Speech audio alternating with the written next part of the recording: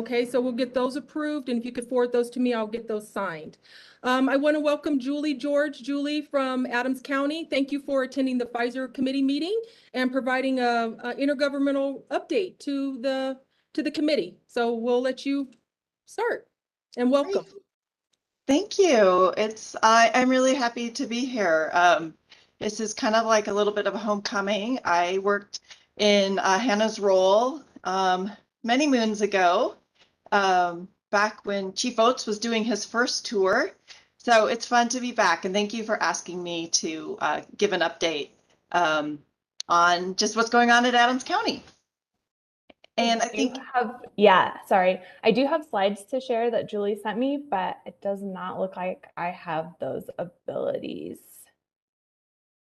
Is there anybody that could give ability so we could have see the slides, or? Cynthia is the host. I think she can do that. Okay. Thanks, Cynthia.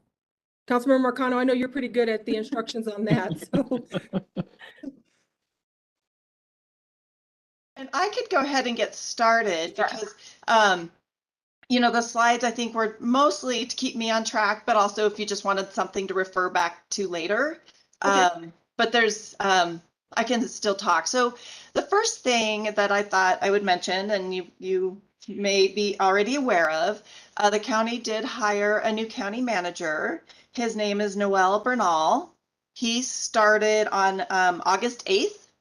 He comes to Adams County from Brownsville, the city of Brownsville in Texas. He was the city manager there. So he is just, in his fourth week or so, getting out, you know, meeting people, working closely with our Board of Commissioners, and, you know, just jumping right in. So it's been nice. I think it was 8-9 months that there was no, you know, we had an interim county manager, so it's nice that we have Noel here now and are moving ahead on that front. The other big item that I thought you all might be interested in is, of course, the standing up of the Adams County Health Department. That is moving ahead well. It is a heavy lift, as I'm sure you can appreciate. The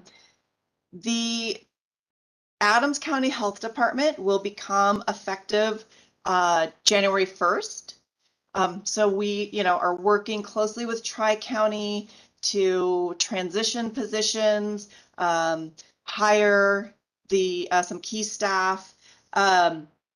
We were able to basically do transfer of Tri-County staff over to Adams County for positions that basically were kind of we're going to be a one-to-one, so to speak. 90% of the Tri-County staff who were eligible and offered this kind of transfer option have accepted.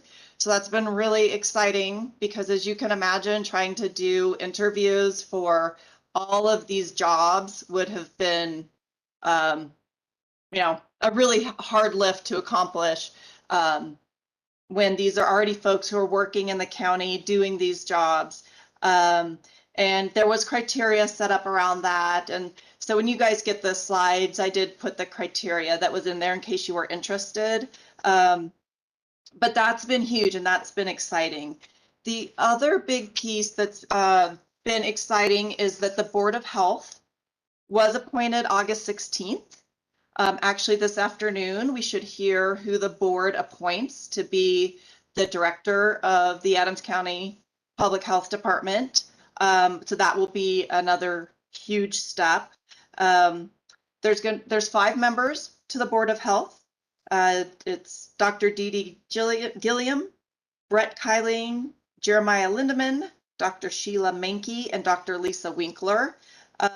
We had I actually got to sit on the first round of interviews. We had over 20 people apply. So that was exciting. There was a lot of interest in serving on the Board of Health. And so out of these 20, the commissioners interviewed, I think it was 10, and came up with the 5 that were appointed. This group of 5 is meeting, I think, weekly now, you know, while they get things started. And we work toward that January 1st deadline. And then we do have some key staff. Kelly Weidenbach has been on board as our Director of Transition. She has been amazing, and she may, I guess we'll find out this afternoon if she is appointed to be the Executive Director. She has done a phenomenal job of going through this process of getting the departments, ready to be up and running. The medical officer hasn't been appointed yet or announced, I guess. And then we do have some key division directors that are in place. Those positions were done via competitive, process. People applied, interviewed, because they were not direct kind of transfers from Tri-County. When you get your slides, you'll see a list of those key people.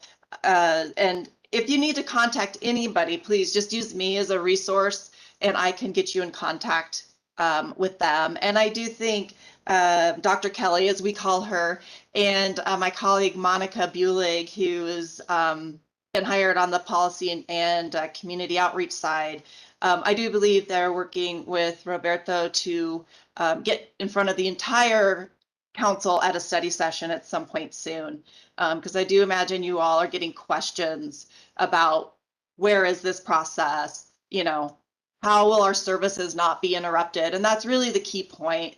We really don't want any residents to feel like their services are disrupted, right? We want this to be seamless. And so from their perspective, they won't really know that Tri-County doesn't exist and it's now Adams County or Arapahoe County, as I know you guys, are split between the two counties. There is a slide around the planned locations. There's a couple in Brighton, Westminster, one in Commerce City. You all will see those addresses. I did ask Dr. Kelly because I was curious, how the division between the counties work. And she did explain to me that it doesn't really matter where an Aurora resident lives and whether they would go to an Arapahoe County versus an Adams County location. So I just thought I'd share that because I didn't know that until I was thinking about sharing this information with you all. She calls it the no wrong door. So if a resident goes to one of the locations, it doesn't matter if they're actually living in that county. So that's kind of it on the health department. Before I transition, any questions on health department, or I didn't ask if there are any questions about Noel and the new county manager. I have a question, and I'll go over to Councilmember Marcano.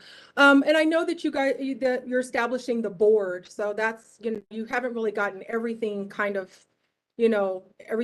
filtered out. But I guess what's going to be really important is that communication plan to the residents of Aurora and how that's going to be communicate that engagement part. So does the board kind of define that? Has there been a thought process about how you're strategically going to do that, with all of our residents in Aurora? I know you said that they can go to any, which is great. That's great in itself. But just in general, I think the kind of questions I get is kind of the confusion of just, how the messaging is going to come out. And I think that's going to be really important. So it's just a comment, and you may not have the answer to my question, but I just wanted to just bring that to the forefront of this discussion. Yeah, and I do know that is Monica Bulig was hired a couple months ago, and that is her focus. Okay. I will definitely share with her your concerns, and I can get more of the details of the approach. I do know that we had a meeting with the Restaurant Association just because around restaurant inspections, and I think the approach it will be the same across the board, that we know we have to do more than, send out an email here or there or post it on our Adams County Health Department page on the website, that we need to use many approaches because people get their information in different ways, and to use our partners. But let me talk with Monica and see, I would not be surprised at all if she has this all mapped out, and I could certainly share that. Yeah, and it would be great. I know that there is a plan to come to a study session. Maybe if some of that information could be included in that study session to the whole council. That would be fantastic. Councilmember Marcano. Yes, thank you, Councilmember Lawson. Which of the locations here actually falls within Aurora for the Adams County Health Department? I'm looking at the planned locations for 2023 slide. Yes, and I don't believe any of those are within Aurora Ooh, okay. itself, which was I mean, part of my question about how does this work? yeah, that's a concern that I had when, the news came out the Tri-County was going to dissolve, because we want to make sure that North Aurora doesn't kind of get left with less accessible services. Yeah, Kelly did note to me that Arapahoe County will have 2 locations on the Colfax corridor. I don't have exact, but I could find that out where those locations will be. Yeah, I think that would be helpful. And I just want to Absolutely. know if then there's going to be a partnership for those facilities with Arapahoe County. Yep. Because I do feel that, especially as Northeast Aurora continues to grow, that the demand for service is going to increase over there, both from a public health standpoint, but also from restaurants and other businesses that require inspection. So I just want to make sure that the level of service remains adequate for all of our residents. Absolutely, Councilmember Marcano. I will find out where those are physically located and get that information back to you all. Mayor Pro Tem, do you have a question? No, I'm happy to hear that that it looks like Arapahoe County will be kind of filling that gap in the Colfax corridor. So just yeah, I think Councilmember Marcano made a good point. Thank you so much, Julie. So we can continue with the next subject. Okay, so the other thing that Hannah and I talked about was where the Arfa dollars are. What's going on there?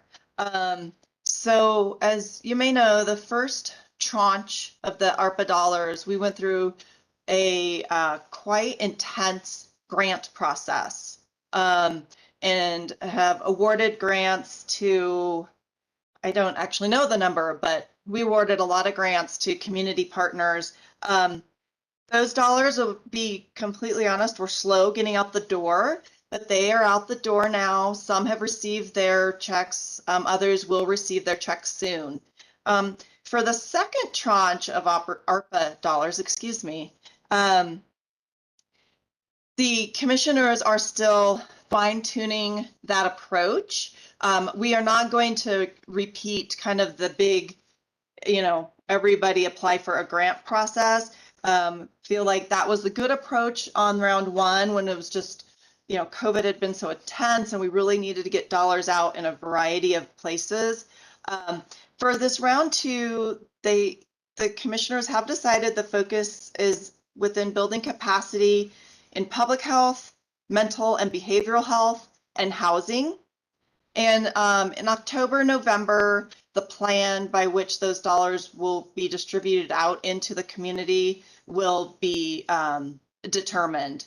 But right now, that's still being worked on, and just with the focus on those 3 areas within our community. Any questions there? Any questions from any of the council members? Councilmember, Mayor Pro Tem Bergen. Thank you. Just when you mentioned the mental health, I know there's monies coming from different sources, and are your commissioners looking at making sure that they're not duplicating those kind of services? That is a good question. I can't say definitively. I will flag that. I mean, I would hope. I know the one thing is that we want to try to be very sure that the dollars actually go to organizations with capacity to use them. Staffing, as I think we all know, is a really tough problem right now. So I'll have to inquire about that, kind of what the double check process they're doing to make sure that we're making these various pots of money be as effective and go as far as they can. Okay, if there's no other questions. Actually, Councilmember Lawson. Councilmember Mercado. Thank you. And is Adams County going to have any reserve of ARPA, or is the intent to just kind of run through everything that's been allocated at this point? Councilmember Mercado, I don't actually know. I'm not even going to speak what I think is right because I've not asked that question or had anybody address that. So I'm going to be back to Hannah with quite a long email with these answers. But that's a great question, and I'm not quite sure. I mean, I'm going to just plead. I wasn't here when this all started, which I don't know that that's a great excuse. In my mind, I feel like there was probably criteria from the feds, like these dollars have to go out. What I don't know is if they allow you to keep a reserve. Yeah, I think that we have to spend through by 2025, if I'm not mistaken. Maybe I got that date wrong. So I was just curious if they were going to have anything. You're not allowed to keep a reserve. Yeah, you can't just keep it forever. Yeah. The reason I asked though is if there was going to be any non-programmed, I guess, amount for the time being, given that, you know, we're taking a trip, and I know Adams County is participating to Houston in the next couple of weeks, and then some of us are going to see Haven of Hope in San Antonio shortly after. So I just want to make sure that, you know, there's some funding that is hopefully being held by some of our potential partners in enacting some of these approaches to addressing homelessness. So yeah, just wanted to highlight that. Perfect. Thank you. And then really, I was just going to touch upon just a couple of one-offs, if you will. The county did receive funding from what, you know, I still call earmarks, even though we're not supposed to, but for community-directed spending to stand up a domestic violence high-risk team. And so we are in the process of getting those contracts in place. We're pretty excited about this. It will fund some positions in the DA's office, but most of it is going to community partners that will work with victims and, you know, help them find. There's a good chunk of the money for housing, whether that be they need temporary housing or they need rental assistance, you know, whatever it is for the victim to feel safe. And it does not matter whether or not they decide to prosecute. So I think that's been kind of, some folks have been a little bit concerned with the involvement of the district attorney's office that, you know, this somehow would be contingent upon wanting to prosecute. And that isn't at all. That isn't the intent. And so we're pretty excited about that. We are trying again this year for some of the community directed spending to build a amphitheater at the Veterans Memorial that's being built right now in Riverdale Park. And we made it into the House appropriations and not the Senate appropriations. So we'll see if we can arm wrestle in, you know, in reconciliation and still receive some of those dollars to then add this amphitheater option to that memorial. And I don't know if you guys are familiar, the memorial sounds and the mock-ups I've seen sound really cool. It's a ship, the USS Colorado, and I think it's going to be a pretty special place for our veterans. I didn't Also interrupt, just wanted to mention, oh, I'm sorry. Lori? Sorry, I didn't interrupt. I want to let you know that I've heard from Congress, they approved one of those bills, you'll stay in the final bill, just to give you a comfort level. Excellent. Just the other thing I wanted to mention is that Adams County did host the National Association of Counties annual conference at the Gaylord. So spent several days at the Gaylord in July. Sold out the Gaylord very quickly, and I think we had 9 overspill hotels out in that same area. So it was a big turnout. That was fun. It was fun to show off, you know, Aurora and Adams County and have folks out there at the Gaylord. And then just the other thing is in June, the county hosted their first ever Pride event. And that was pretty fun as well. That was out there at the fairgrounds at the Riverdale Park. It was daytime, kind of just family activities, and then there was a concert in the evening. But that's something new. County had never done, and so I just thought I'd mention that that we did do that this summer as well. And then, of course, had the fair. So it's been a very busy summer with onboarding of our new county manager and some, cool events that take a lot of staff work and dedication of a lot of volunteers as well. And that's really all I had. I'm happy to answer any questions. If there's things you're curious about that I didn't cover, if I don't know it, I'll find out for you. Well, thank you so much, Julie. Councilmember Marcano and Mayor Pro Tem Bergen, do you have any other additional questions for Julie? None at the moment. Okay. Mayor Pro Tem? No, I just appreciate the update. It's always nice to find out, what our counties are doing. And in the past, I know Councilmember Lawson and I have asked about, collaboration with counties on different initiatives, specifically homelessness. And so it's just nice to get the update and hopefully continued partnerships. Yeah. And Julie, thank you so much for coming to our meeting again. I think that this is what the Pfizer committee and as well is just to really have those partnerships and collaborations. So I thank you so much for the update, and we'll probably be asking you back again. I want to make sure that we continue these type of relationships and collaborations as well to make sure that we all know what we're all doing. So we can partner on issues. So thank you so much for your time. I really appreciate you being here. If you could send us some of the answers to the questions that we asked, that would be fantastic.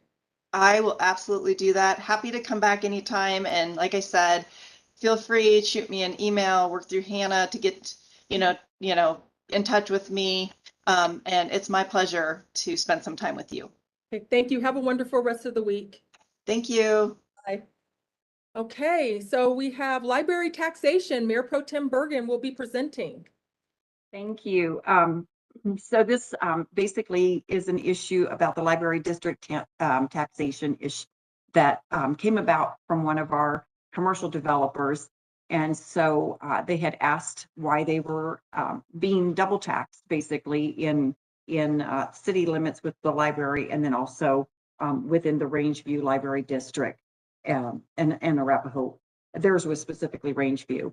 And it was an interesting question because I'm in Southeast Aurora, and I have had that question from constituents in the past where, of course, we have like the Talons Reach Library, but yet we're in the Arapahoe County Library District. So we get taxed a mill levy on the whole entire district. So same thing, it was basically a double taxation question. So long story short is I went to Roberto for some information, and he was able to research and get me quite a bit of background. And it's a little bit complicated. So it's not as easy as trying to just opt out of the district, because if you try to do that, basically I think it's in their state law that we would have to pay back any revenue loss that they were subject to.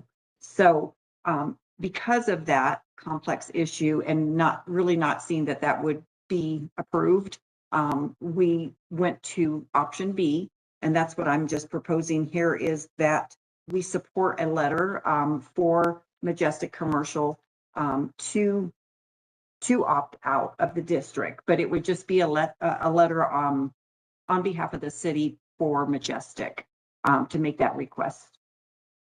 Okay, I'm going to refer to Councilmember Marcano for questions, and then I have a question. Okay. Right. And then we can go to the question of whether we want to move forward or not. So, yeah. Councilmember Marcano. All right, thank you, Councilmember Lawson. And thank you, Mayor Pro Tem, for bringing this forward. So I guess my first question, and this might be to Roberto or to any legal that we have on here, what is the rationale for this make whole provision? If we were to exempt our, parts of our city from these other library districts, because to me, if you're not going to be paying, I don't see what there is to make whole if they're not going to be providing service then, or required to provide service to those areas that exempt themselves.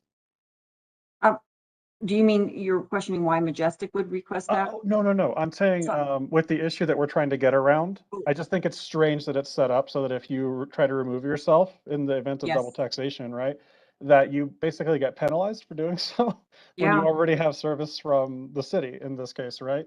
Yeah, That and I doesn't can't make answer that. I don't know if Yeah. Roberto or somebody legal from legal can answer. This is Roberto. Can you hear me okay? Yes. So, and Brian is on the line as well from the city attorney's office. So the theory is that what we provide is a sales tax generator, right? We don't do property tax, right? So while we provide sales tax and that provides a library service, so we provide, any number of libraries, Mission, Talons Reach, as Mayor Pro Tem Bergen mentioned, and others in the city limits, the library district is unique in that it provides only a library system, and that tax, and based on the property tax that the county collects, is only for libraries. And that while we would exempt, I think under current statute, it's in the state statute, that if they were to be exempted out, the only remedy would be for them to be made whole, is to replace that revenue.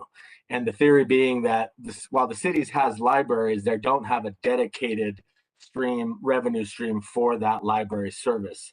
And there is some difficulty in that logic, because you're saying, well, a citizen of Aurora can go to Talons Reach and go to the library district, and they're paying both taxes. If they'd only want to go to Talons, why are they paying Arapahoe Library District? The general theory is, well, everybody pays property tax for the public schools, but not everybody has kids going to the public schools, right? It's in that legal kind of theory, and that while you may not use the services, they are for the benefit, and they are provided for those folks in that boundary if they want to avail themselves.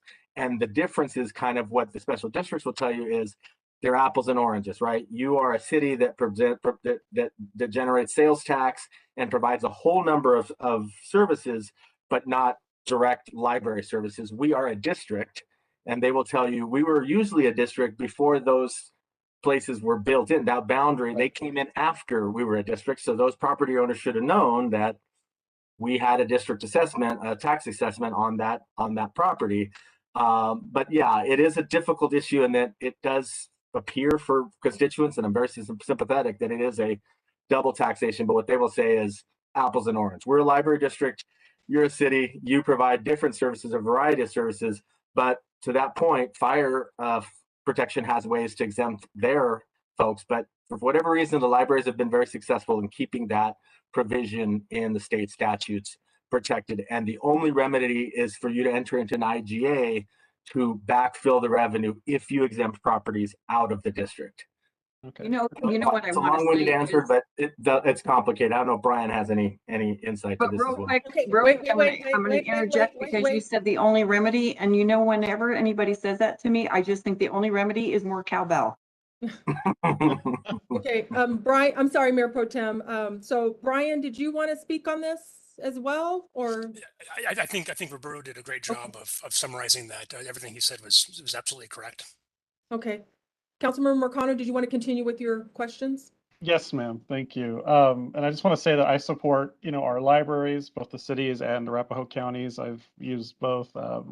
We have a great library district from Arapahoe County, but that scenario where we would then have to effectively reimburse the district when folks want to opt out of utilizing that service doesn't really sit well with me.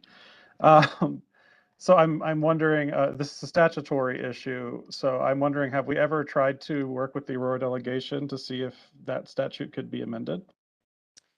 Councilmember Marcano, since I've been the chair of the Pfizer committee, which has been but a couple years in my 7 years, we have never worked on that with the delegation. Okay.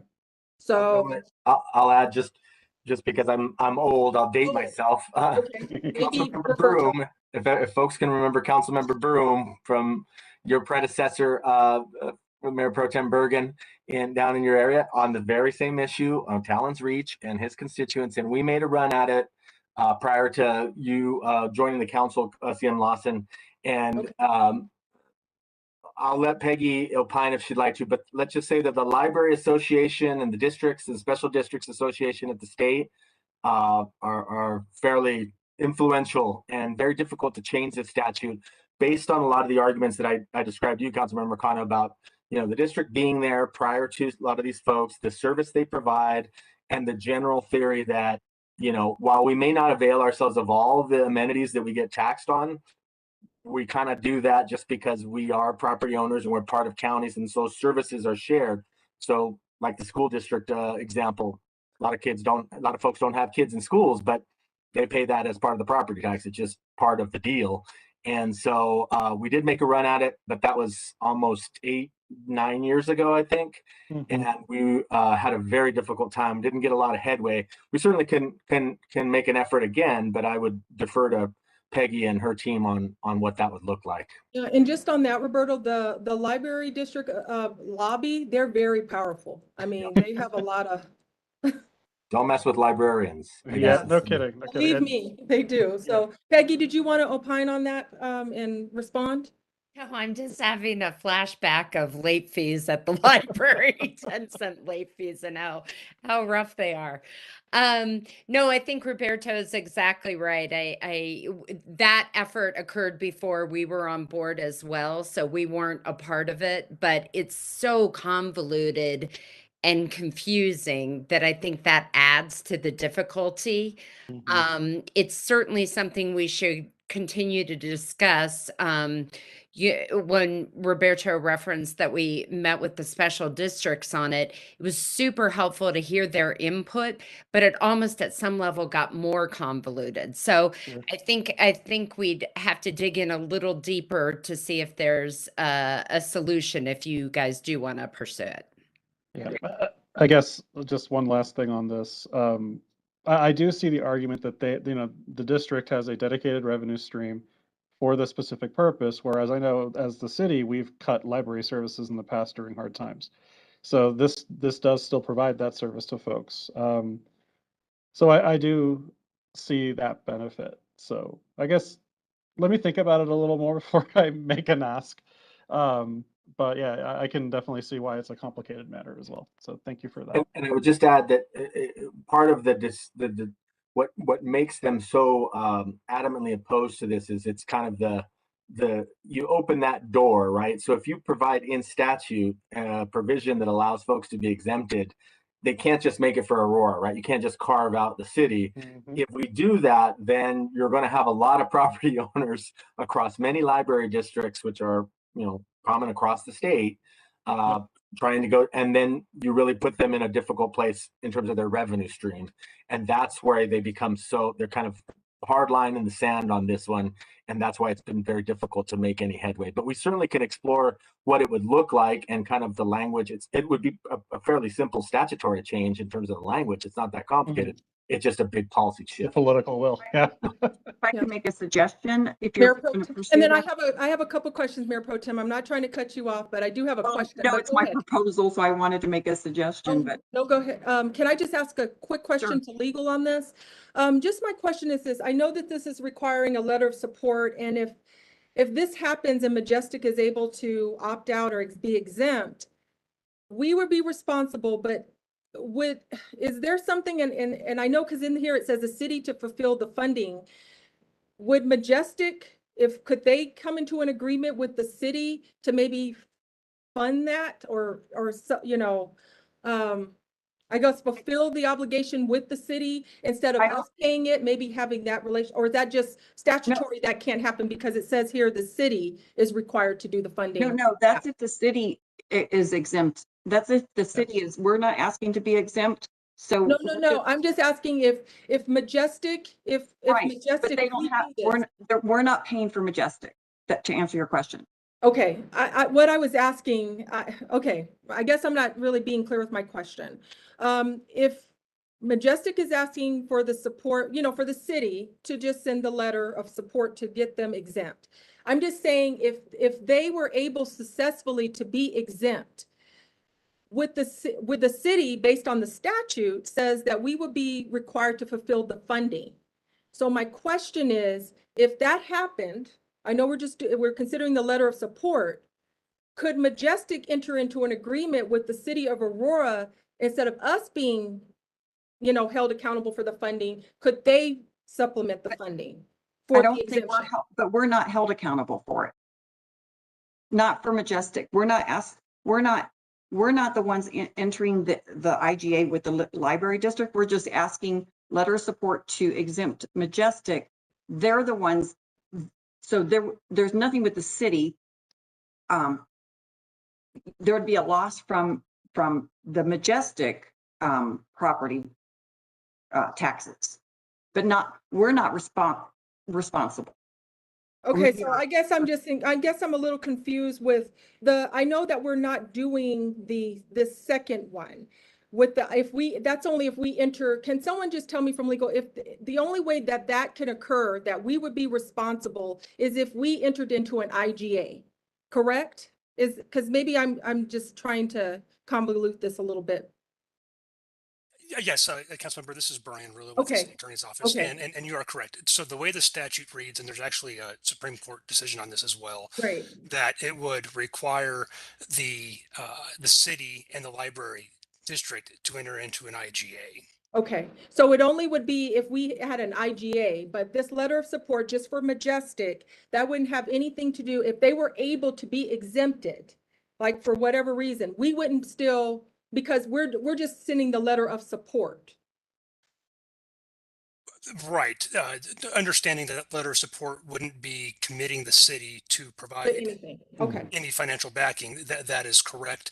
okay, You've got to, the more pragmatic concern there is whether the district would be willing to accept the exclusion of Majestic, but that would, okay, they would be, I think under that example would just be doing that, and not expecting any financial compensation. So, okay. in that scenario.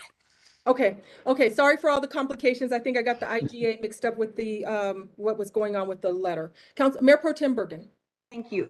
Yeah, that was kind of, that's good to have that clarified. I appreciate that. Also, I just wanted to, if we're going to pursue down the road, looking at trying to change the statute, the only thing I think it's going to be hard to remove existing districts. And I wouldn't even want to probably suggest that. I think it's more new districts that come in. So especially, this is a commercial district. It's not like people are going to the library from a commercial district. It's more typically for the residential districts. So I don't know if that helps or confuses it more. But if we are going to talk to the legislators, maybe it's exempting new districts based on whatever factors. Okay. Is there any other additional questions or comments on this issue before we go and address the question? Okay. So Councilmember Marcano, the ask of Mayor Pro Tem is to send a letter of support for Majestic indicating that they should be removed from the library district.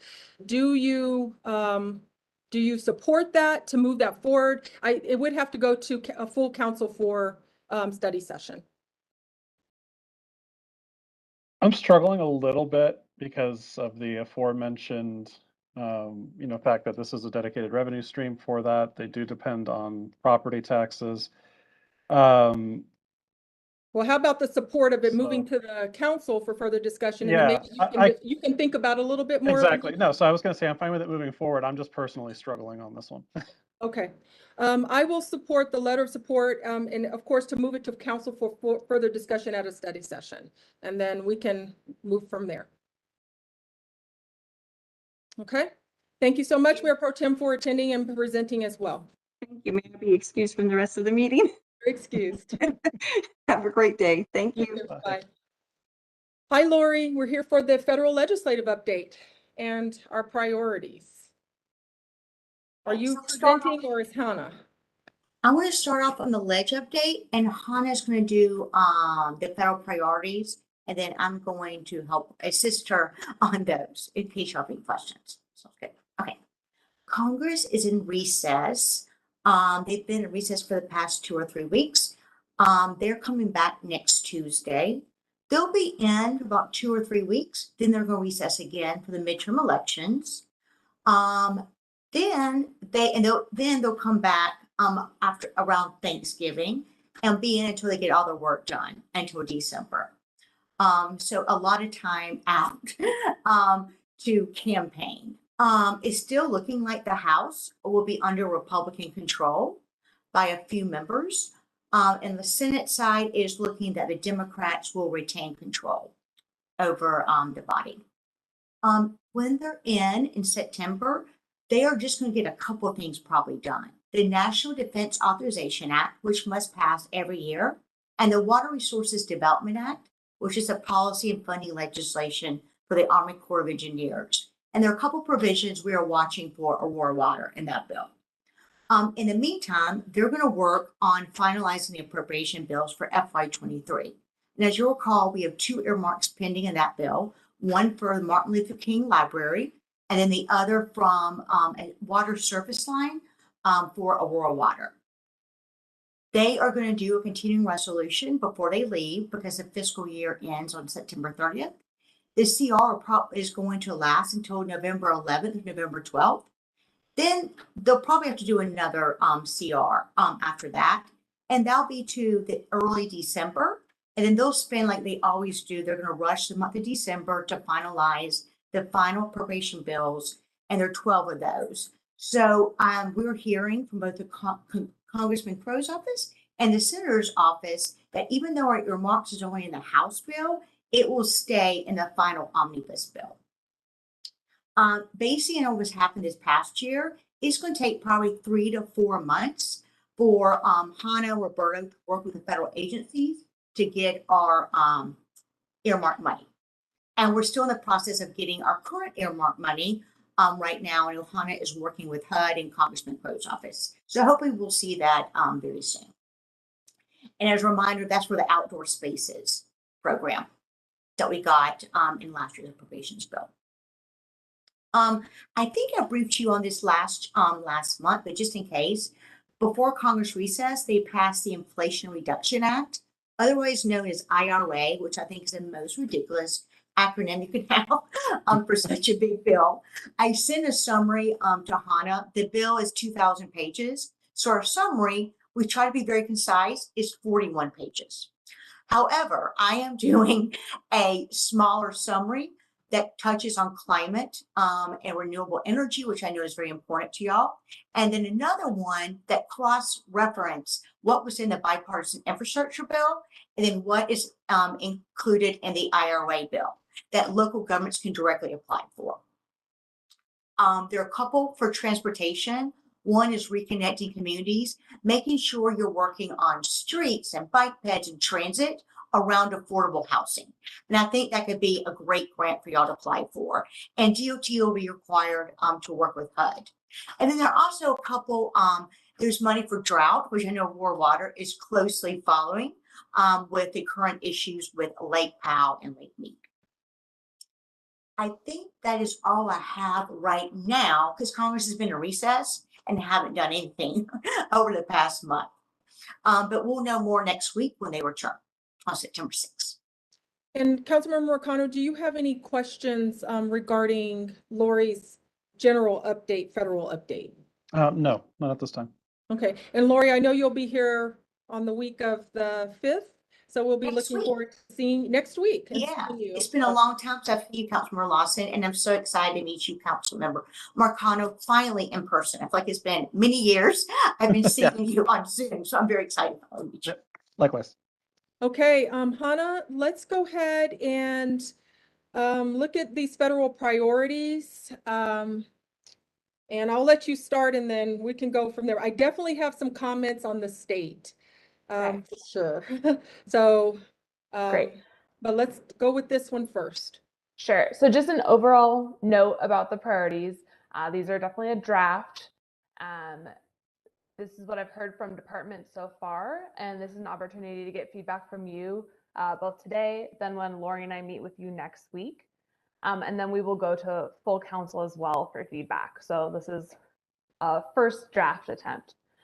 And also to note that, as Lori mentioned, there's a lot up in the air with midterms. So our priorities may need to shift a little once we know who is in control of which house. So we could come back to you to tailor those both depending on the election and then before a federal lobbying trip in February. There'll be a totally new Congress. I'm so sorry, Hannah. Go In ahead. January, Congress has 2 sessions for each Congress. So there'll be a totally new one. So some of these all these bills will have to be reintroduced. And as Hannah just said, with difference in party control, we may have to edit some of our priorities. Yes. So after all those many caveats, just a couple highlights for you going through, and then happy to answer any questions. For housing and homelessness, we have continued asks for funding for permanent housing, sheltering options, and then a lot of the federal HUD programs that we use, like CDBG and HOME.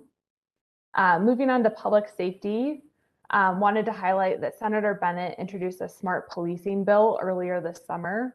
That provides funds for partnerships between law enforcement and mental health professionals. His office has shared a draft with us and asked for support.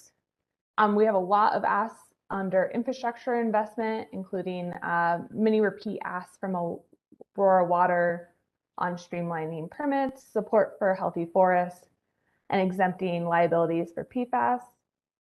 Also have support for any grant opportunities we may pursue out of the Infrastructure Investments and Jobs Act. That's one that will come into focus a little later this fall as the city identifies specific projects and grants to pursue. And then just last, I want to highlight a new priority at the end. This is tax exempt financing. And that will allow, by allowing tax exempt advance refunding, the city would be able to realize some interest savings prior to the call date of bonds if interest rates allow. So that's a great tool that Treasurer has brought forward. And Hannah, right quick for that one, I have a lot of cities, of course, are interested and they have the same priorities. I checked in with leadership, and House leadership, Speaker Pelosi is definitely interested in this. There's going to be a tax extenders bill at the very end of Congress, like they always do. And so they're hoping this will be a tax. But of course, as you'll recall, in the Senate, it requires 60 votes to get anything done. So we're hoping this will get done this year, but it may not. We may have to consider it next year. Okay. Are you done, Hannah? I just had Yeah, a I just wanted to flag a couple, and much better just get your questions versus go okay, through the and then whole I have a list. comment too. I'm really not actually ready to move these forward just yet. I guess what my question is, Lori and Hannah, has staff looked at some of these? I guess, have they looked at this? Have they had comments on these? Yes. Generated by staff, Councilmember Lawson. These are generated, these are staff department generated priorities. I know they are. We poll the departments, send out requests for their priorities and vet them as we've done every year. And these are the product of those discussions. Okay. Okay, Councilmember Marcano, I'll let you speak because I have another question, but I gotta ponder on something, but go ahead. Good. Thank you, Councilmember Lawson. So I just want to make sure I'm understanding the tax exempt financing portion here, because this is pretty exciting if I heard you correctly.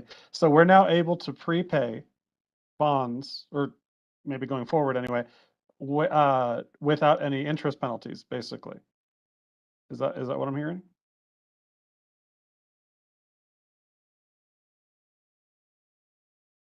Or do you have? Y'all hear me? Sorry.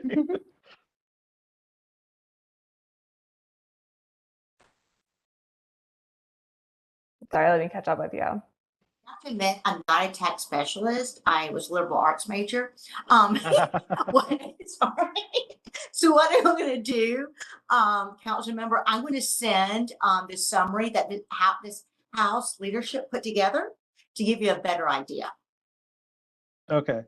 And I'll also send you a summary, the U.S. Conference of Mayors and National League of Cities, which you're very involved with and often follow their federal priorities, their priority that they've sent to Congress. So Okay. sorry, I know you'll get through this meeting, so I apologize. I can't find it immediately. The explanation.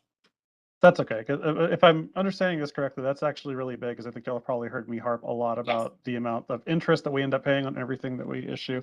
So oftentimes it's nearly, 50 to 70% of the total cost of infrastructure, for example, all the bonds that we issue end up being interest. So yeah, that's huge if we're able to actually realize some savings there.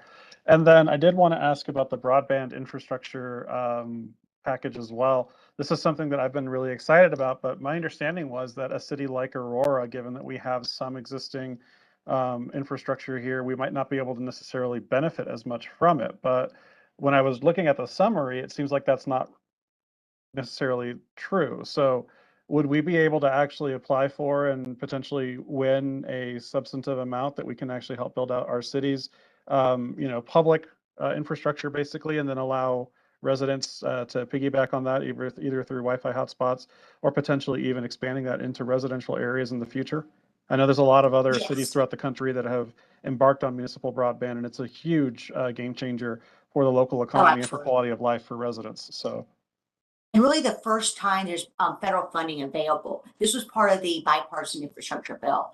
Okay. There is for the rule, no, that is not going to help you. That sorry. There is, it's called middle mile broadband infrastructure that you can apply for directly. There's $1 billion over the life of the bill.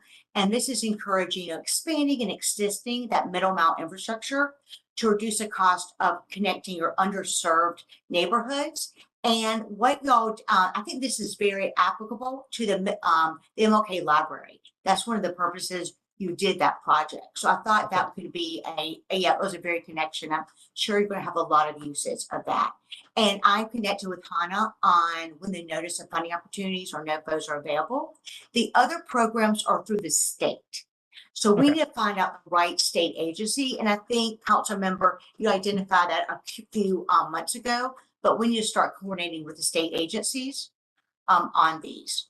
Yeah, I would love this to be a high priority for us because I see a huge amount of economic benefit today, and I don't want to necessarily say future proofing, but like, catching up some parts of the city with this, because I know that 5G and wireless technologies are improving, but really I think we're still a ways out from in terms of reliability and speeds replacing, Ethernet and coax and just fiber in general. So yeah, that's really exciting. So I just love us to make that a priority. Yeah, sorry. Oh, I'm sorry, Hannah. Go ahead. I was just going to say, I met with Scott and our grant consultants yesterday on this, talking about both the federal and state bucket. So we are definitely having an eye toward those opportunities. As Lori mentioned, there's one enormous bucket, federal, the rest are flowing through the state. So we are working to map out those in a plan there. All right, great, thank you. And then Lori, I just had a question too, and I guess that's part of my pause. I mean, I understand these come from the city. But I guess in terms of looking at regional transportation that, that we have in the city and the deficit that we're still going to occur with our RTD, transit systems overall, and this could be happening in transits all over the United States. I just don't see anything in this, that even though it may not be possible, I think it's still something that we should put in a priority. In terms of having funding from a federal level that could help contribute to whatever we could do at the state and local levels for transit, for transit systems in our city and around the cities in general. Colorado's growing, and that's a big issue. Light rail, buses, etc. So in this particular one here, unless I'm kind of maybe not looking at it as I should, I don't really see anything kind of talking about that. Even though it may be a long shot, I still think it's important. So I have a couple ideas on that. There are grants that only RTD can apply for, but they will help you as well. One's a transit-oriented development that you're working on that line that's going through Aurora. There's another one, bus and bus facilities, and I do think your residents utilize those as well. And then low-no buses too. And so they're notice of funding opportunities for that every year. They just allocated the bus and bus facilities and low-no buses, and then they're about to award the ones for transit-oriented development. And those NOFOs usually come out probably in March or April, and the infrastructure bill double, sometimes triple the amount of money for these two programs. Now, I need to talk to Hannah, or maybe you know this. Do they have a new transit project they're building right now that they're working with the Federal Transit Administration? And the program is called Capital Investment Grants. Do you know, Roberto? No, I was just talking I about. thought you were raising. I was, but to talk about a project that we have in the hopper to speak to Councilmember Lawson's request that Are we you could. talking about the language. BRT? Yeah, BRT, and then a broader crafted language around just regional transportation, public transportation priority that we can add under the infrastructure item if you want us to craft some language there. And then the specific ask would be BRT and any other grant, kind of an open-ended one. If we want us to craft something like that, we could certainly do that. Well, we can, And I there's a can program confer with director, yeah. Councilmember Marcano on that, but you know, when I look at the priorities, I know they can't be as specific and they can be broadly, but I don't even see anything in this one. And that's like what you're saying, we're doing the BRT and just something, I think something should be crafted in there. So about that. So We can add language. that's just my thought We'll add process on that. Councilmember Marcano, I'm sorry, I didn't mean to interrupt. Oh, no, you're good. I actually wanted to add on to what you just said, because when we're talking about transportation priorities, I kind of want us to stop thinking about things through the lens of TOD and just think about transportation in all developments. So, because part of what we're struggling with is, as Aurora is going to keep growing to the north and east, we're doing more of that single family sprawl, which I really don't think we should be doing. It's another conversation though. I have seen cities all over the world that do build, more suburban, let's say contemporary suburban styles of development, but they actually include transportation services as part of their master plan. So they're already there before, while the communities are being built and folks are moving in.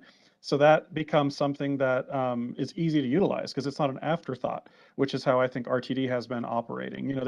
They wait for a certain level of density to arrive before they then try to provide service. Well, at that point, you formed habits, you built out your infrastructure, your land use, your zoning, all of that around that area is geared towards car-centric sprawl as opposed to mass transit.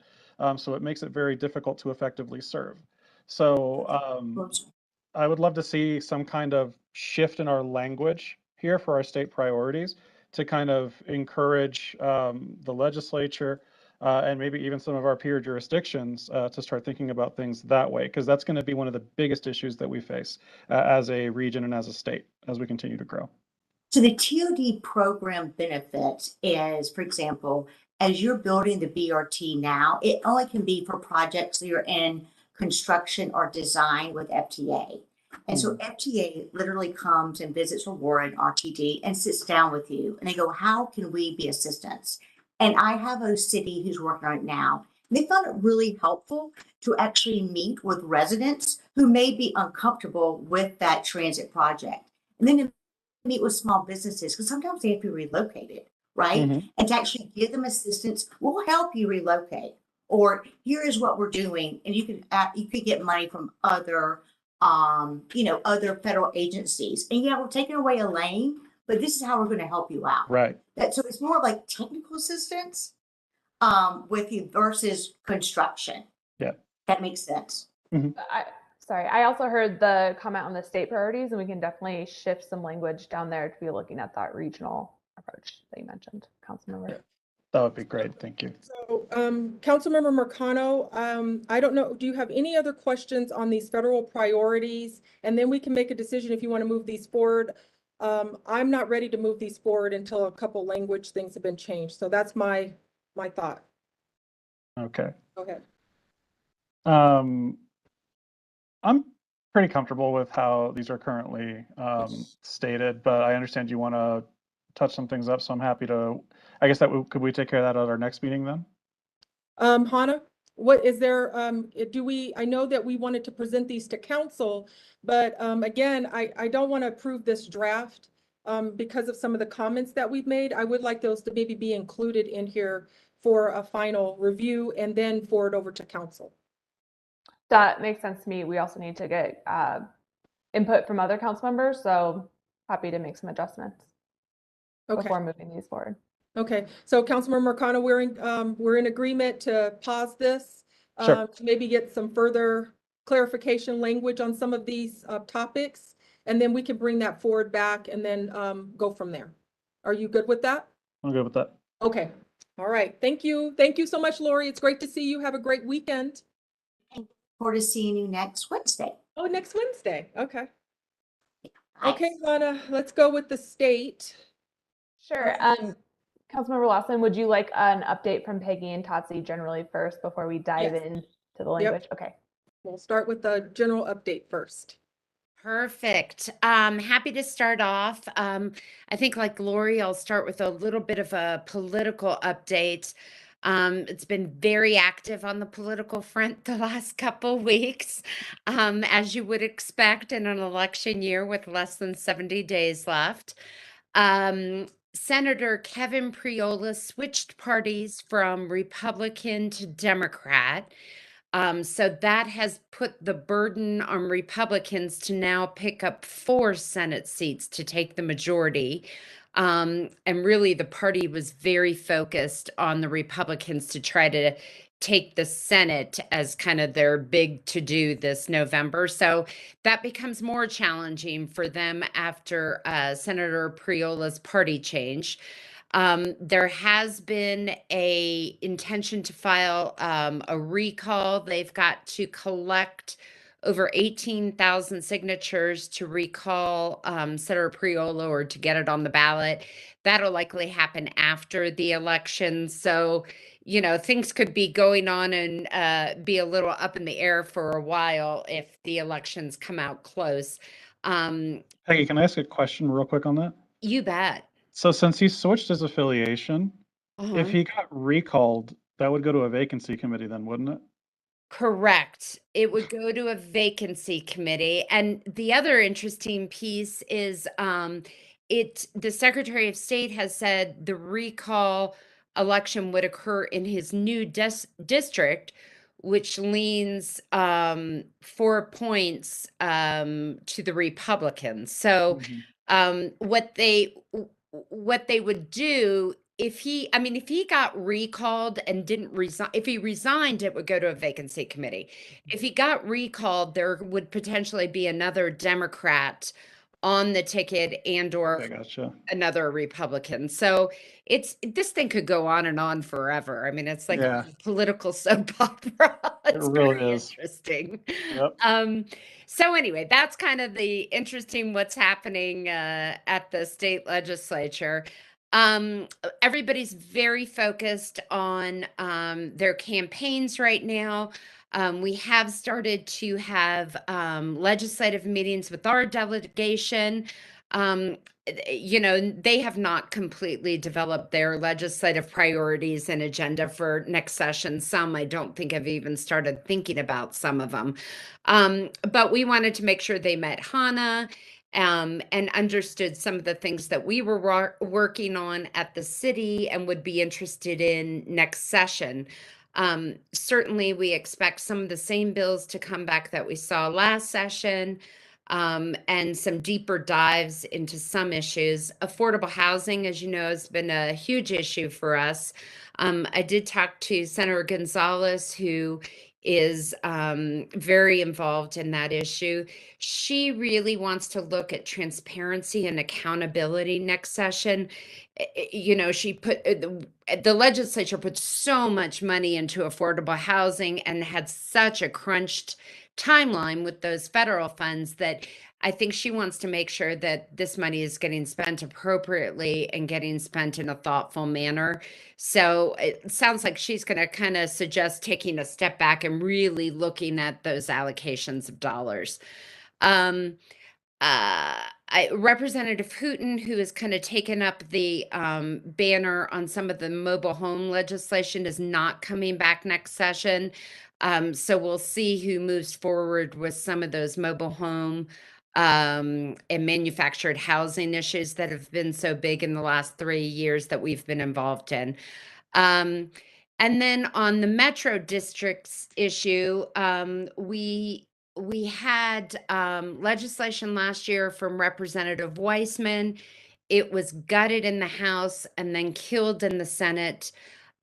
He's looking at bringing that bill back. I think alternatively, the home builders and the Metro District Education Association folks are looking at bringing another bill that's focused on transparency, but it still allows them to operate in a way that they were concerned they couldn't under Representative Weissman's bill. I know Representative Weissman will probably, he's very thoughtful, and I think he will try to come up with a solution that is a little closer to where some of those who opposed him on it were last year. So remain to be seen what that one looks like. But both of those bills, it looks like, will be coming forward on metro districts. And Peggy, can you just let Councilmember Marcano, he may already know, but what those bills were? Those bill numbers, if you have them, or the titles?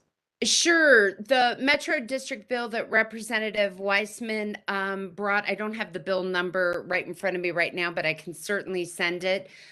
He brought it at the end of session, and the intent of the bill was really to look at some of the complaints that have been around Metro District, some of the concerns that have been brought up in kind of news articles and anecdotes and that sort of thing.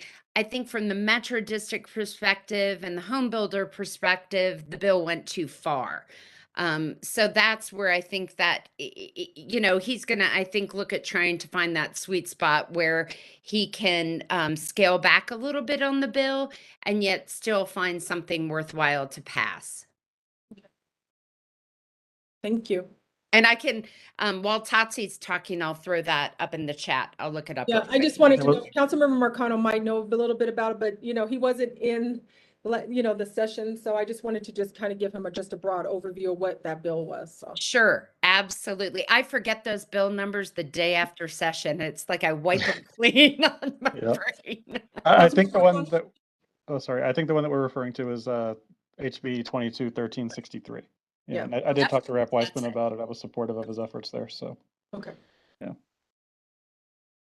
Okay. Tatsi or?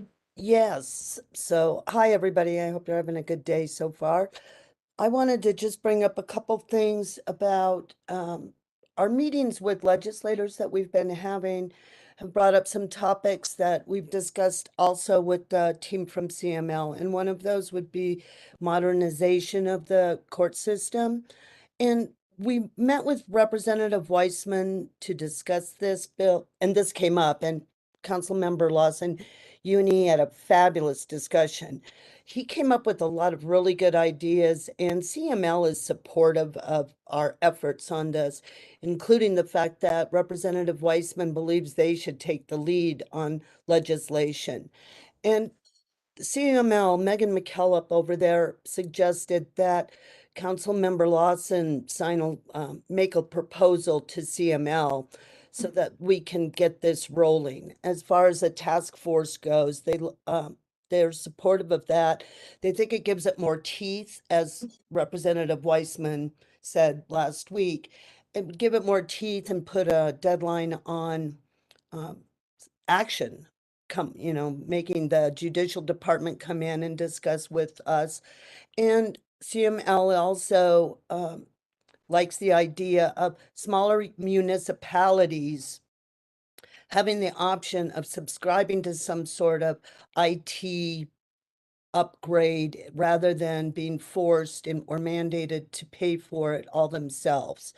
So that was that meeting last week was really productive, and CML is really willing to work with us. They are also following up with Rep. Weissman to let him know that, we would like to see this come out of the judiciary committees and possibly have chair and vice chair of both committees sponsoring something like this.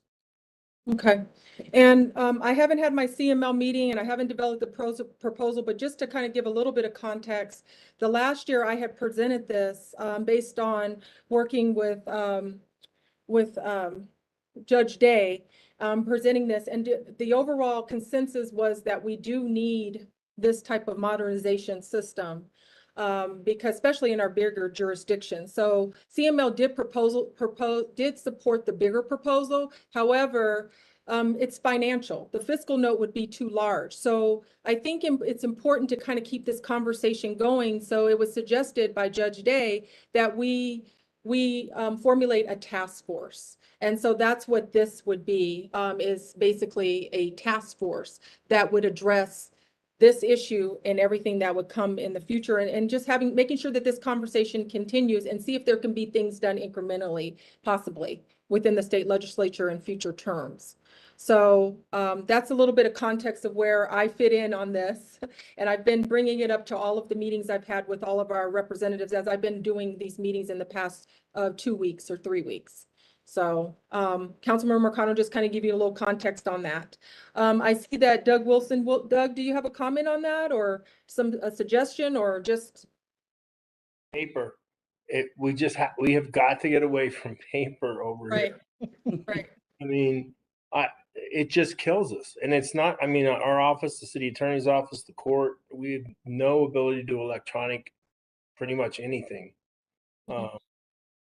And, you know, just, I know you've heard me guys talk about it before, but every day we have banker boxes of paper wheeled over to our office from down the hallway. And you know, when I was a state PD, we set up the electronic discovery process, which Aurora PD's on. And so whatever you guys can do to take a look at, whether through task force or some money from the state legislature, the modernization has got to start with electronic filing, electronic discovery, I think, because it's just a morass. How much paper we burn a year is just crazy. What are you going to do with all that space after you get rid of the boxes, though? Well, I don't know. We'll worry about that when it happens. So I've been here almost 3 years and I haven't had to worry about it yet. So. Well, I'm hoping to work, and Tatsi, again, I thank you for that update. That gives me even more encouragement that CML is, you know, willing to support this. So now it's for me to work with staff to develop a proposal that I can present in front of the Colorado Municipal League. So that's great news. I'm really happy to hear about that step through your conversations, because I haven't had them just yet with CML. Yeah, I was pretty excited that they were on board with this. So, are there any other questions about that? No, there's no other questions from me. None from me. Okay, and then I was just going to bring up the behavioral health issue. There will be a number of bills. Nobody is really willing to share right now what they're up to. I think that when we meet with Representative Michelson Janae on the 15th, we'll have a better handle on that. That is her wheelhouse. So more to come. I just, there are bills out there, and I was talking to some senators about what they might want to do, and they're just not willing to give any info on that yet, because they're all waiting to see how the elections come out. The other thing is I talked to Representative Lynch, and he was one of the prime sponsors on the fentanyl bill last year. He did pull his name from the bill, but he is running a possession bill this year. And all I can think about right now is getting a copy of that when he's ready to provide it. And I would assume that it would be any type of possession of fentanyl would be a, you know, a crime. He didn't go into a lot of details. He just said, I'm running a fentanyl bill, it'll be on possession. And that 1 gram thing really got to a lot of people last year. So that's what I think he's going to do, make possession more of a crime, not just manufacturing and distribution. Then transportation, but maybe we should go through what the state priorities are on that first, and then I would like to give a little bit of an update with transportation, if that's all right with you guys. Yeah, that's fine, because yeah, I have some comments on that, and so let's kind of wait for you to give an update on that piece in general. Okay. Cammie, do you have any updates? Okay. I don't, thank you. Sorry to hop on late. That's okay. Okay, so with that being said, we got all the general updates. Councilmember Marcano, are you good with the general update before we Yes, move ma'am. forward to these state priorities? Okay. Okay, Hannah, I guess I'll let you go ahead and see how you want to structure this. I have a big comment and then we can go from there. And then I have a suggestion with, that I want to propose to Councilmember Marcano. I defer to you, Councilmember Lawson, if you'd like me to go through, or you just want to start with Okay, your well, let me, feedback. let me just do this. Okay, so I took a really in-depth, and Councilmember Marcano, you can comment after, you know, after what I have to say on this. I took an in-depth look into these priorities, and I appreciate everything that staff has done. I'm a little disappointed in the vagueness of some of these priorities. These are our priorities. We got the topics, affordable housing, behavioral. But when you look at what the synopsis is of what was written, I'm struggling with a lot of these, and it's just so vague in so many ways. You know, these are our state priorities. If I take this to CML, there's going to be some questions. Let me just give you an example. When I read this affordable housing, that is, to me, these are things we definitely need to address, but it seems like it's kind of on one side of the picture and it's not really focusing on a holistic approach of affordable housing. For example, I know we're talking about homelessness, we're talking about affordability, we bring up some things about preservation, but what about looking at people who are who just can't, can't even afford to get a home or rent, or just afford to even stay in there? I don't see anything about eviction. I don't see anything really about maybe talking about partnering, making sure we have stronger rental assistance programs within our city through a policy. I'm just kind of giving you some examples. You know, climate free, affordability, and looking at housing from that perspective. It just seems like it's so much focused on, you know, our unhoused, our homeless population, but not really looking at it from a different perspective of looking at people who are just trying to make it too. And I think this one in particular is very one-sided. You know, just removing these barriers that people have in general, not just you know, people who are facing homelessness, but just regular people who are just trying to live day by day and afford rent and have to sacrifice a lot of things to get into affordability. So I just think the behavioral health is kind of vague. The transportation, I understand we're looking at effective mobility of low-income minority populations, and that's a big issue. But what about if you look at the executive summary that's going to be coming out from RTD, you know, looking at equity from a holistic standpoint, you know, we're building these transportation, you know, we have these centers out here in Southeast Aurora. Are we looking at how we're looking at things from transit from a regional perspective, from a, you know, from a economic perspective? I just see basically mobility of low income and minority communities. And when I think that's a big issue, of course, but what about holistically? So I don't even see some of these pieces that from the RTD perspective or looking at transit in general is really encompassed in here. The public safety, and I'm sorry, I'm just kind of going down, giving you some of my concerns. No, this is very helpful. Thank you. This is very specific. So are we looking at public safety just from this standpoint from a priority for this year, or do we look at it from generally? You know, crime has been, you know, an issue in our community. Is this the priority that we're going to focus on, or is there a general issue in general about how we're looking at public safety? So this is very specific.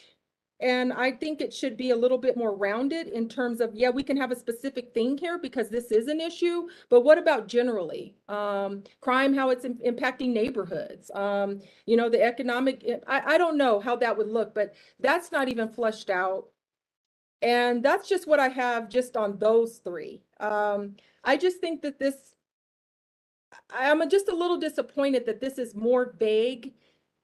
And I'm wondering too, do we go back and look at the bills that the Pfizer committee we supported and that actually passed, but also some of the bills that didn't pass that might be good on housing that we may need to say, you know what, these are some concepts or ideas that we need to include. I don't even see in the housing one, when you were talking about the mobile homes, you know, land, people being able to have the land underneath. I don't see any kind of concepts of that in most of these priorities. So I'm sorry to be kind of the person that's I appreciate all the work. This is just not something I would want to present to CML, National League of Cities, on transportation even, because it's just very kind of, in some places, one-sided. It's not comprehensive. I'm not saying people need to spend hours and hours on this, but it just seems like it's just not what we would look at as a priority. I mean, the federal one is a little bit more in depth. It has a little bit more examples. This one just seems kind of like, okay, we're dealing with this and we're dealing with that, but it doesn't have really specific things that's kind of really addressing the needs of the city holistically. So that's my spiel on this. I'm not ready to pass this at all. At all. I really need to look at this, and I think we need some work on this. Councilmember Marcano. Okay, no, sorry, I'm processing a lot of what you said, but I do think that there's some opportunities to improve how we do our state priorities.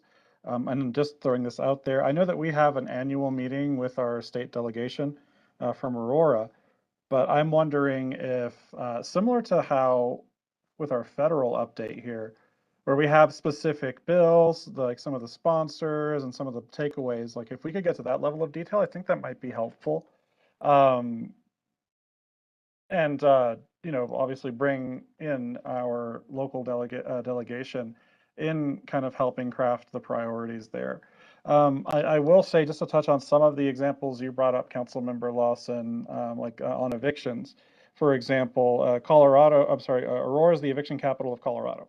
So I think last I saw, we were like 32nd or 34th in the nation for evictions. And I think at that point, the era that data is from, we were like 54th in terms of population nationwide.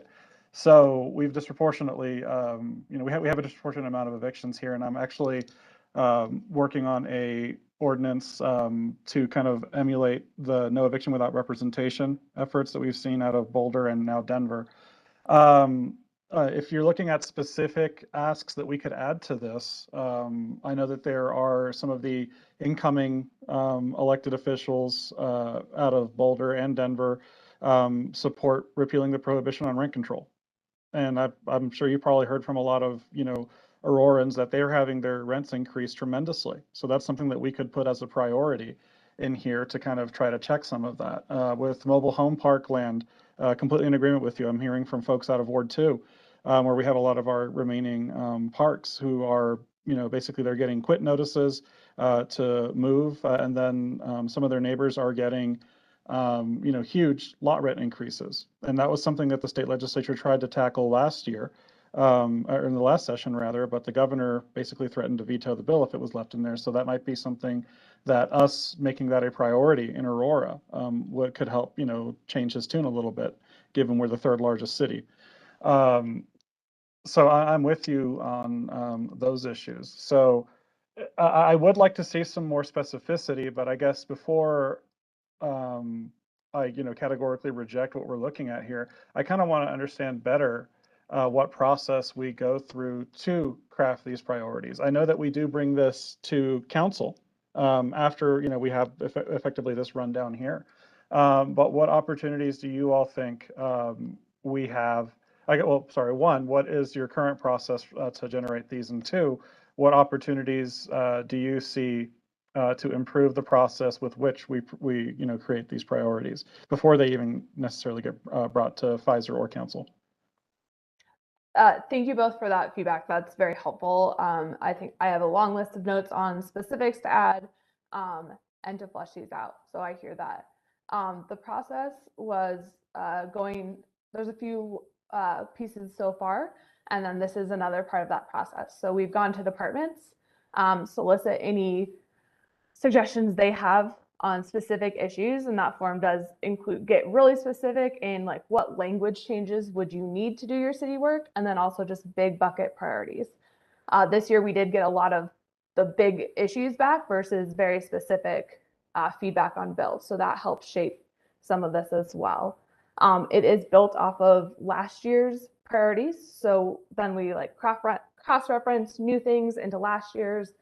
We've been having conversations like Peggy and Tati mentioned with CML as well. So that's kind of the discussion point we're at now. Anyone else can jump in if I missed a piece. So these are the first go at this. And then these conversations with you are very helpful, and we'll also reach out to the rest of your council colleagues for specifics as these move through. But what I remember, I'm sorry to interrupt. What I remember is that, I mean, I've seen a very big difference from the priorities from the past. I even kind of did a comparative. These are it's just very different. And I'm not saying I reject the topics or the actual, the actual priorities like affordable housing, behavioral health, transportation, municipal courts, public safety. I think, I'm not objecting to that. And I'm not objecting if Councilmember Mercado wants to go through each of these and see which ones he wants to have council do. But I can't, the way some of this is reading, it's just not reading. It's like the affordable housing, in my opinion. Yeah, these are things that we definitely need to do, but it's really one-sided. I mean, I can see myself as a resident not really fitting in to a lot of this because it's not really talking about affordable housing in general. I mean, that's going to impact a lot of people, working class people. I mean, affordable housing, this issue is impacting people, period. Unhoused, homeless, people who even have jobs, people who have families. I mean, I guess I'm just seeing that from myself perspectively one-sided. I would like to talk with some of our legislators a little bit more about the behavioral health. I know that we have some things here, but I guess what I'm looking at is we supported a lot of things last year on this Pfizer committee. I don't even see some of those in here as possible things. We don't have to be specific, but just the general concept, for example. So I didn't mean to interrupt on that, but I'm just not even seeing these priorities and I looked at a couple years ago even, and these are just probably the most incomplete that I have kind of seen in terms of depth. Can I interject? These languages, a lot of it is the same language that we had from last year's priorities. Well, I mean, and the ones that were approved.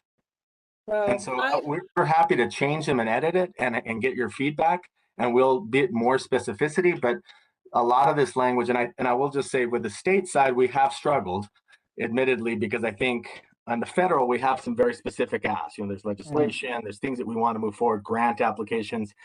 Admittedly, I think we have not been able to work as closely with the subject matter experts and departments to translate those into specific asks or more, as you mentioned, more broad, comprehensive requests that are appropriate for the legislature. So I think the point of bringing it to the Pfizer is to get this feedback. I think we have a lot of good feedback. I think we would look for more specifics as we refine and give you more versions, and we can bring those back. I think the point is well taken that we need to get a little more actionable items, things that are a little bit more concrete. I just have to say that it's been very difficult on the state legislature side. It's different than the federal side for us to get staff to look more at proactive. We're always usually playing defense at the legislature. We're not usually doing, and that's admittedly not probably the best way, but typically the legislature has not been as open to some of the things that we're looking for, and we usually have been playing defense. That's not an excuse other than to say that that's maybe why some of these are a little bit more broad in terms of the policy priorities. But we take your revisions and recommendations back. We can revise the language, bring them back on all of them. We're already doing that with the federal, because I know we're bringing them back to the next meeting. We can do that as well and bring back a newer version. In the meantime, I would look for Councilmember Lawson, your feedback, and Councilmember Mercano's. We'll circle back with Gardner specific language and tweak that, and then bring that back with a little bit more of a concrete request and actionable. And then in areas where you feel like it should be more comprehensive, more broad, we can do that as well. So if that's a good next step, we can do that and put a little bit more effort into it.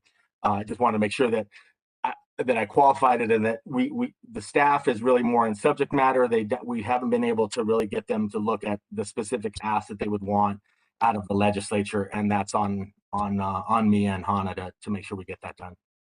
Okay. Councilmember That's Lawson. fine. Oh, go ahead, Councilmember Mercado. All right, thank you, ma'am.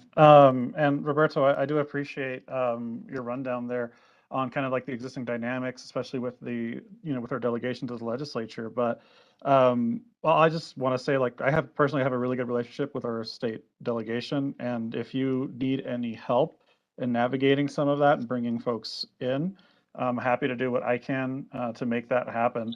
I really feel like, again, as the third largest city in the state, we have a large delegation to the legislature, both in the House, and I think we have 3 Senate districts in the city of Aurora as well. We should carry a fairly large amount of influence in setting the priorities of what's happening under the Golden Dome. So, yeah, I would like to see us make active efforts to maybe set up more regular discussions, especially during, in between sessions. Obviously when they're in session, it's, basically wall to wall. But when, especially like during this era, the time period that we're in right now, where they're basically looking at pulling their bill titles for the next session. This is when we really want to be, actually a couple of weeks ago, really is where we wanted to be in front of these folks, kind of letting them know what our priorities are to see if there's any will to help us with specific, city issues here. And Councilmember Lawson, part of what I'm hearing from you, I just want to make sure I'm interpreting your comments correctly, is you want to see some more specificity in what we're considering our legislative priorities, right? As opposed to like the larger general buckets like we have in front of us currently. I think you can, yes, that's what you're seeing. I mean, I'm seeing the broader things, but I think that there needs to be more specificity on some issues. Transportation, get with Hulang and Mac. I just had a conversation we talk about RTD. I mean, I guess I'm just saying that it's just, in general, I understand what Roberto's saying. These were, I will have to review because I would never have approved something like this, but Sure. yes, you are correct. Okay, and I guess I want to better understand how you see FISR fitting into that equation, because I think, especially when it comes to transportation, I see where you're coming from, because you sit on one of the subcommittees and you've been on the what is it, the Reimagine RTD committee as well, right? And yeah, you're on the the Adams County subcommittee. I'm on the Arapahoe subcommittee, right? So we're a little more in the weeds with some of this stuff. So is that what you're wanting to see, some of the items that we discussed kind of in those committees, some of the priorities that maybe you feel aren't getting captured in your subcommittee or in mine, maybe bringing those forward to include here, so that maybe we can get Maybe support from the generally, state? we can see how the document looks. I mean, I take this document very seriously because this is a document that when I go to CML, maybe some of your committees, this is what I'm going to talk about, or where I'm going to get Garner, whether we're going to support it as a city. If I took this, there would be a lot of questions. I got you. So I think that it doesn't have to be a whole page per topic, like a dissertation, Sure. but I just think that right now we do need to maybe see if there could be some specificity in here. And that's just how I'm looking at this document. I've taken this document just as the other one as my show when I go to these meetings to say, okay, this is what our priorities are. Let's see how we can fit in. Are we going to be able to support this project, that project, AdCog, Arapahoe? We'd have to do those things. Same with Reimagine RTD when I make my comments. Same when I go to CML and I'm submitting priorities or I'm voting on things. Same with National League of Cities. So that's just my general perspective. I know we don't have Councilmember Gardner here, but that's just what I would like to see in this document. No, I got you. So if I could make a proposal then, just what is the timeliness from a staff perspective before I make my proposal for getting this approved? Right. I mean, we certainly can move, expeditiously to revise and try to get a better, more tangible, kind of actionable items back. We're meeting on a monthly basis. We can bring that back to the next Pfizer meeting, which will be in October, or we can schedule a special meeting or do it online in terms of reviewing drafts. We certainly can work. We've done that on bills. We can work with the Pfizer members to review iterations of some revised priorities and try to get there. I think you're right. This is when they're looking at bill titles. This is when they're looking at their priorities. This is the things when we want legislation to be run. This is when they theoretically be doing it. I don't think we're completely behind the 8 ball if we don't get that done by October 1st, but I do think that we probably should move quickly to try to get something in front of you before the next meeting so that you have an opportunity to react and provide comments. And then we could maybe have more of a meeting where we can get some resolution rather than seeing it on first blush again at the next meeting, right? So you'll have some time to go back and forth with it. We can work with the lobbyist, our state lobbyist on it as well. And then that way, by the time we get to our next committee meeting, it'll be ready for go time to be able to start presenting it to council and legislators. So that would be my proposal. Okay, so, and Councilmember Lawson, as chair, would you then be comfortable, I guess, going through these topics, like, I guess, in a special meeting, or maybe just at our next meeting, or even now if we have the time, although we are missing Councilmember Gardner, to kind of add some of what you want to see? Like, how do you want to handle that? Well, what I would like to do, Councilmember Marcano, if you could send what you want to add, and then maybe I can send what we have. Hannah, would that work? If we could both Yep. do that, and then let's get a comprehensive document together that we could start reviewing. So, Okay. so you do your comments, I do mine, then maybe we can, I think that would be good, because I need to kind of go through, I have notes here, but I need to kind of go through each of these. So would that work? Would you be acceptable to that proposal? Of course, that sounds good. And I have a lot of notes from this discussion as well. So I think we already have some marching orders, but happy to receive more. Unless you direction have a and get- Google Doc thing that we can work from, like a document that we can, Hannah, that you could put in a Google Doc. I don't know if that's maybe too off base, where we can Already kind of made put That our would be comments if in and you- kind of work, and actually see what those comments are.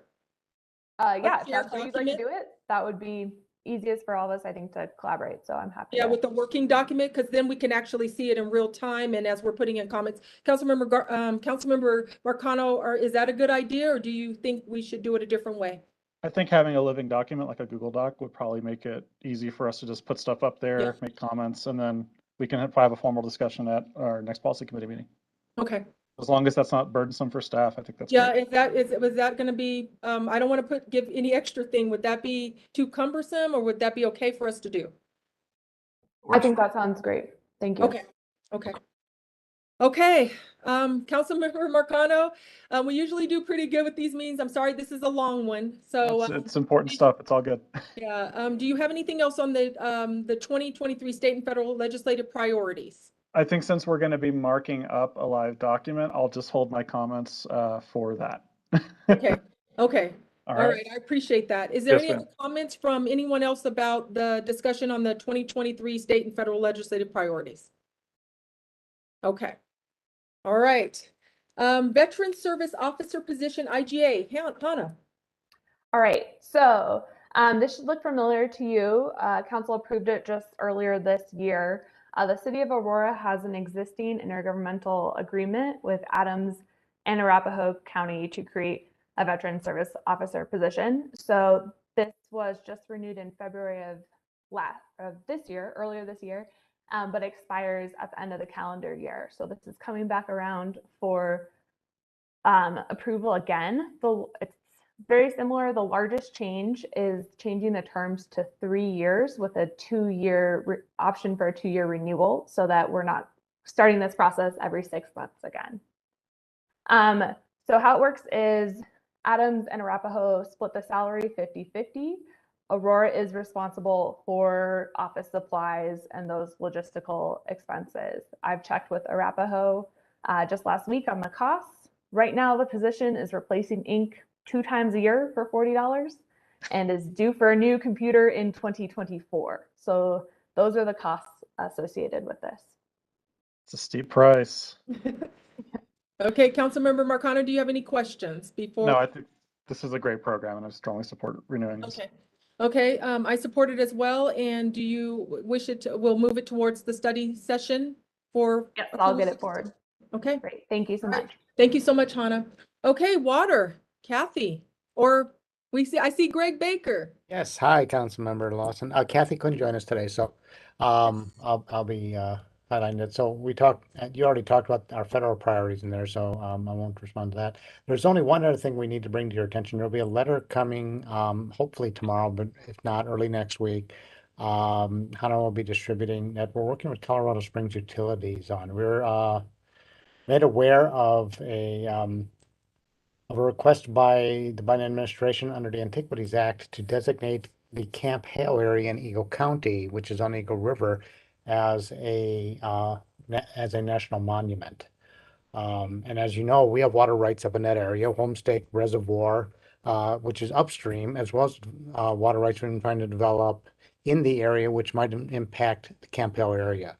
Because of these water rights, we've been engaged in Camp Hale restoration efforts for several decades with local stakeholder groups for wetlands mitigation, for example, for stream flow and water rights issues. So this caught us a little bit by surprise that they're going to try to elevate this to a national monument. There had been previous discussions with our federal delegation on what was called the CORE Act for a number of years, and we had language inserted there that would protect our ability to develop our water rights and do wetlands mitigation in the area as well. So there seems to be a certain expediency to the national monument designation, and we want to make certain that we have a voice in it and we can at least have say in the language and protect our water rights. So we're crafting a letter right now with Colorado Springs Utilities, still in the early stages. So we'll see if we can get it out to you by tomorrow. But again, if not by by Tuesday, excuse me, if Monday's a holiday. That kind of outlines our desire to be engaged in that language so it doesn't move forward without our input. The positive is we do have a meeting, staff has a meeting with Senator Bennett's office probably next week. They said late next week. So we'll at least be able to get some interjection at that point. But again, our concern is that there seems to be a sense of urgency here to get this through. And I think it goes back to Lori's comments on the change in both the Senate and the House, obviously, with that they may be trying to get this through before the election or in lame duck session. So we simply want to make certain that we capture our position. So again, a letter for us, at least public documents our concerns here and why we want to have at least a seat at the table for a little bit on this. It's nothing too onerous. They're just some things they could put in, especially on a national monument declaration, that would make it almost impossible for us to work on projects up in the area. Okay. So Councilmember Marcano, do you have any questions? And then for the question that Greg is asking us, do you approve the letter that will be coming forward to us to Yeah, approve? it'll come via email. So Via email, yes. Yeah, I don't have any questions at this time, and yeah, I'm good with the letter. Okay. And if Okay. you have any questions, once we send the letter out, obviously reach out to us and we'll respond to those as fast as we can. So Will do. Thank you so much, Greg. I appreciate it. sure. Okay, miscellaneous matters for consideration. Councilmember Marcano, do you have any miscellaneous matters for consideration? No, ma'am, none from me. Okay. Anybody else would like to have anything they would like to bring up before we confirm our next meeting? Okay. Councilmember Marcano, we have the meeting set for September 23rd at 1 o'clock. Is that going to work for you? Let me double check my calendar here. Okay. 23rd. And usually what if it doesn't, Councilmember Marcano, I usually will have Hannah send out like a Google, she sends out an email that says what date will work. So just, if it doesn't, let me know. No, 23rd at 1 will work. Okay. Okay, it works for me too. Thank you, everyone. I know this was a longer intended meeting, but a lot of good information. So I appreciate everyone hanging in there with me today, on the committee. Thank you. Thanks, Have a great everybody. weekend. Have a great Sure. week. Have a We'll good be talking 3-day soon. weekend. Bye. Enjoy your Bye, Labor Day. everybody. Bye. Thanks, Bye. everybody. Thank you.